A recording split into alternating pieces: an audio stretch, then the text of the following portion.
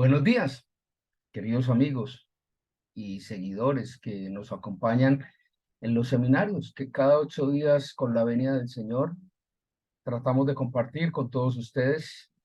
En esta ocasión, continuando con la íntima relación que hay entre el libro de Daniel, el libro de Apocalipsis y en términos generales en la profecía bíblica.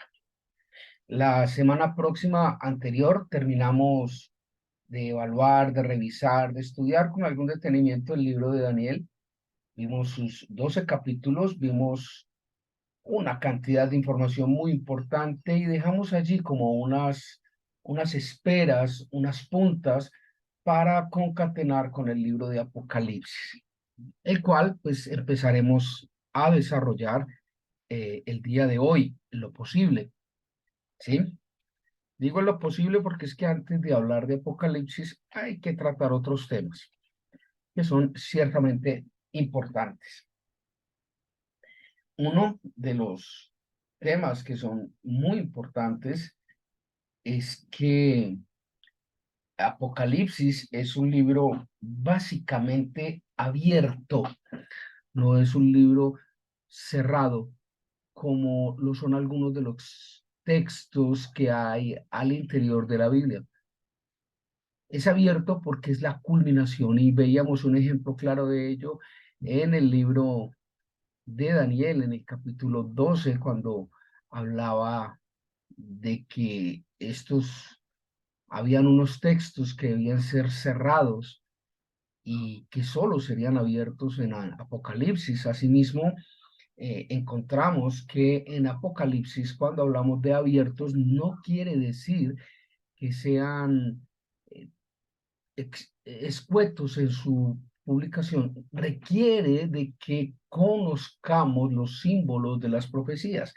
Les invito a que revisen nuestro seminario de años anteriores sobre los símbolos de la profecía y la profecía bíblica. Y allí aparecen dos elementos muy interesantes. El primero es el elemento de que la Biblia se revela a sí misma. Es decir, conforme lo vimos en aquel seminario, no hay ninguna interpretación externa de lo que quiere decir la profecía bíblica. Todo lo que la profecía bíblica quiere decir está descrito, revelado, está establecido dentro de la misma Biblia. Y tenemos pues allí segunda de Pedro, una parte bastante importante sobre el tema, ya lo vamos a leer, que habla de que tenemos la palabra profética más clara, más importante, más traslúcida que está allí en la Biblia. De igual manera, encontramos allí en el Evangelio de Juan una instrucción muy clara. Esa instrucción clara es escudriñad las escrituras.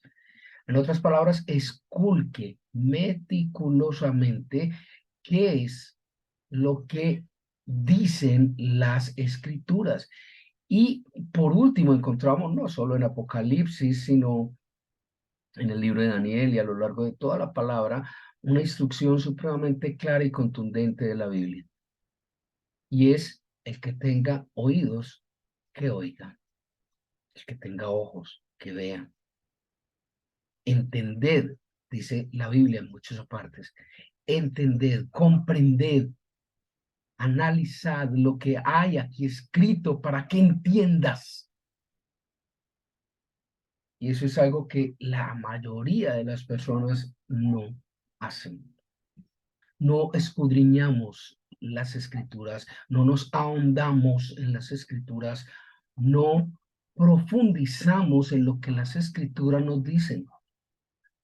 Y eso es un fatal error, eso es delicadísimo. ¿Por qué? Porque Apocalipsis especialmente nos advierte claramente de lo que pasa cuando esto ocurre. Y es que somos víctimas de ser alienados o de ser formados mentalmente a la imagen de un pastor, de un sacerdote, de un charlatán, de cualquier persona que nos habla en nombre de Dios, de cualquier persona que nos dice algo sobre la Biblia. ¿Qué nos toca hacer? Entender para no caer en esto. Pero cuando estas personas llegan y nosotros no hemos escudriñado, no conocemos la Biblia, cualquier cosa que nos digan va a ser válida. Cualquier cosa del tema que sea, obviamente sobre la Biblia. Entonces, si nos hablan de los ángeles, empezamos a creer en los ángeles. Si nos hablan de el yin y el yang, la suerte y todo esto, entonces vamos a creer en la suerte. Si nos hablan del evangelio de la prosperidad, todo lo que pidáis se os dará, mira, pida, pide, pide. Entonces, va a ser así, vamos a creer que es cierto. Si nos dicen que el diezmo es una pirámide, que entre más des, más te van a dar a ti, entonces vamos a terminar creyendo todo esto. ¿Y qué tal si en vez de esto escudriñamos las escrituras? Siempre los he invitado, los he instado a que no se queden con estas charlas. Vayan a la palabra, revisen las citas bíblicas, escudriñen lo que se les está diciendo. No, no caigan en eso. Apocalipsis es muy claro en eso. Y entonces, si nosotros escudriñamos la palabra, si nosotros conocemos la Biblia y conocemos lo que dice Apocalipsis y tenemos claridad de lo que está diciendo Apocalipsis, entonces vamos a hacer lo que el ángel y la esposa gritan allí en Apocalipsis. Dice, el espíritu y la novia dicen, ven. Y la promesa del regreso de Jesucristo la vamos a esperar con ansia, con deseo profundo. ¿Por qué? Porque sabemos lo que implica, porque sabemos lo que ello implica para nosotros. Pero si no tenemos esta claridad, si no hemos escudriñado la palabra, si no hemos ido más allá, entonces el Apocalipsis será un libro de destrucción, de miedo, de caos, y es lo que muchas congregaciones nos han enseñado, entre ellos la Iglesia Católica, en sus tres variantes, ¿no? Anglicanos, ortodoxos y romanos, especialmente los romanos. De hecho, no es un misterio que la Iglesia Católica Romana prohibiera leer el Apocalipsis. Hasta 1968, 1970, el Apocalipsis era un libro prohibido de la Biblia. Nadie podía leer el Apocalipsis porque se enloquecía. Qué tremenda forma de manipulación. En ninguna parte de la Biblia dice, lee todos estos libros, menos aquel, porque mejor quitarlo, ¿no? En ninguna parte dice eso. La palabra de Dios no la podemos ver como si fueran dos libros separados, Nuevo Testamento, Antiguo Testamento. No podemos ver la palabra de Dios como si fueran 66 libros aislados que nada tiene que ver con uno, con otro. La palabra de Dios es una, es clara, contundente, coherente, hilada, que tiene, por así llamarlo, 66 capítulos, pero son de un mismo libro. No hay cosas sueltas dentro de la Biblia. Es totalmente hilada. Ahora bien, eh, cuando vamos a hablar un poco más detalladamente del libro de Apocalipsis, necesitamos eh, verificar, conocer algunos elementos que están descritos con mucho detalle en el Evangelio de Mateo, especialmente en el capítulo 24 y en el capítulo 23. Porque solo cuando vemos lo que está allí escrito, complementamos extraordinariamente bien lo que vimos con el libro de Daniel. Ahora bien, si tomamos el libro de Daniel, tomamos las señales del fin de Mateo 24 y lo llevamos a Apocalipsis, vamos a ver que es absolutamente coherente. No hay nada que se salga del contexto. Es uno solo. Entonces, esta nueva etapa, esta nueva faceta, habla de eso. habla de conocer Apocalipsis y su relación con el resto de la Biblia, pero especialmente con el libro de Daniel. Ahora bien, eh, hay dos elementos que exaltan el libro de Apocalipsis y de los cuales eh, es muy importante echar mano. El primero de ellos es tener claridad absoluta, transparencia absoluta de la decisión, de la voluntad de Dios de salvaguardar y proteger a sus hijos. A los demás no, a los demás llevan de la rume, pero a sus hijos, a ellos, los salvaguarda y los protege, aún ante la tribulación, aún ante la tribulación. Y el segundo elemento es la destrucción del templo. Es uno de los elementos que veíamos en Daniel. Y la relación entre estos dos eventos, la destrucción del templo, el caos o la tribulación para sus hijos y el fin de toda esta combinación de factores. Esto es lo más relevante de Apocalipsis. El resto del libro son descripciones se me cayó el sistema, pormenorizadas, perdón, de lo que va a ocurrir. Es una descripción detallada de las cosas, pero el grueso está en estos dos elementos. Entonces, así las cosas, vamos, como les había dicho, a leer 2 Pedro o segunda de Pedro 1, capítulo 1, versículos del 19 al 21. Para los que todavía lo están buscando, primera de Pedro está por allá al final, cerca de Apocalipsis, precisamente, por los lados de Hebreos, adelantico de Hebreos, primera, segunda de Pedro.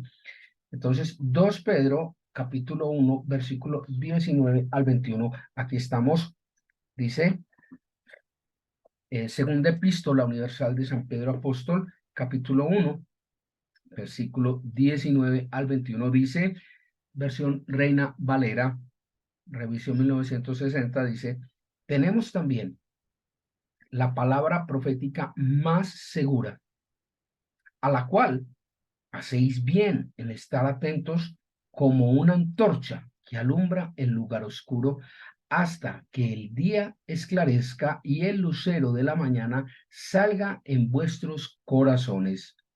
Entendiendo primero esto, que ninguna profecía de la Escritura es de interpretación privada,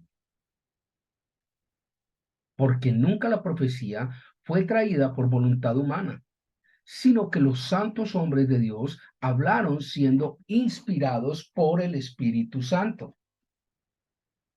¿Lo vieron? Ninguna profecía, ninguna en la Biblia es de interpretación particular. Ninguna. Ninguna es de interpretación privada. ¿Esto qué lleva? A que mucha gente que dice, no, es que este fin de semana va a haber profecía en la iglesia. Yo no creo. Yo no creo. Puede que sea la profecía del pastor, puede que sea la profecía del cura, pero profecía bíblica no es. O sea, eso no viene de Dios, eso no viene inspirado por Dios, eso no viene inspirado por el Espíritu Santo de Dios. Wow. Acabamos de leer en la palabra que ninguna profecía es de revelación privada. O sea, no es a mí a quien le revelan la profecía, no es a una persona, a un personaje especial. No, no. La profecía está toda completamente revelada en la Biblia. No hay otro elemento, no hay otra fuente de profecía, al menos no bíblicamente. Ahora bien, la Biblia dice, por allí creo que está en el libro de Deuteronomio, que si algún profeta viniera a decir que habla en nombre de Dios y la profecía que dice no se cumple, el tal profeta no es de Dios, ni viene de Dios, ni está para Dios. ¿Me hago entender? Bueno, usted puede profetizar lo que quiera. Estamos en un planeta y en un mundo libre. Usted puede profetizar lo que quiera. Que esa profecía sea revelada, inspirada por Dios y que usted pueda hablar en nombre de Dios con esa profecía es una cosa muy distinta. ¿Ok? Entonces, ninguna profecía viene dada de manera particular. Toda la profecía está en la Biblia. Y la Biblia se revela a sí misma. Toda interpretación de la profecía bíblica está dentro de la Biblia. No hay que ir a otro lugar a buscar esas cosas. Todo está en la Biblia. Así lo vimos y lo demostramos claramente en nuestro seminario sobre profecía bíblica. ¿Recuerdan aquellos que lo hicieron? Pues bien, los invito a que lo vuelvan a observar. Y ahora vamos al Evangelio según San Juan. Mateo, Marcos, Lucas, Juan, cuarto libro del Nuevo Testamento, Evangelio según San Juan, donde en el Evangelio de Juan vamos a ir al capítulo 5, al versículo 39. En el versículo 39 del capítulo 5 de San Juan, dice, escudriñad las escrituras, porque a vosotros os parece que en ellas tenéis la vida eterna, y ellas son las que dan testimonio de mí. Y no queréis venir a mí para que tengáis vida. ¿Me hago entender? La palabra es clara lo que dice.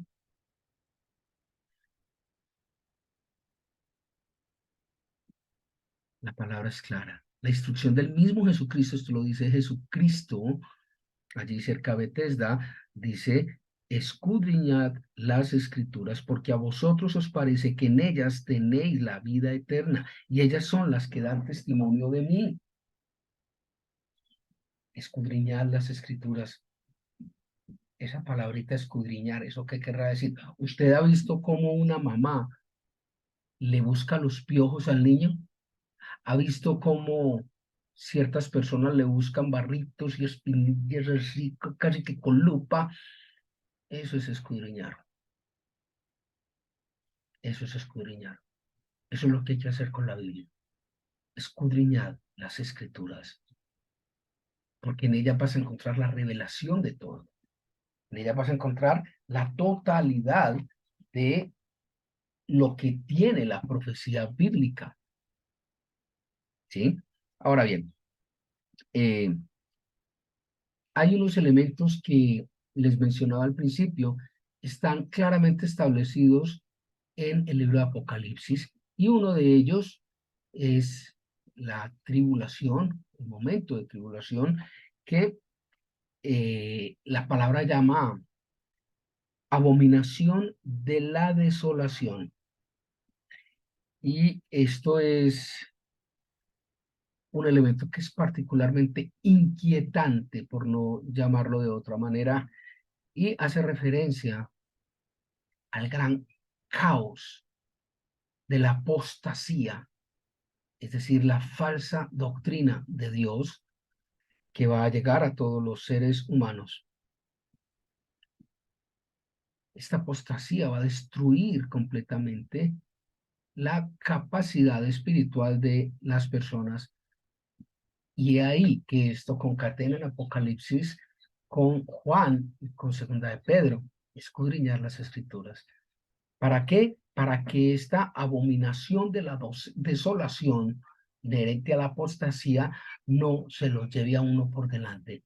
Que usted sepa en quién ha creído, que usted crea como Dios ha dicho que hay que creer en él.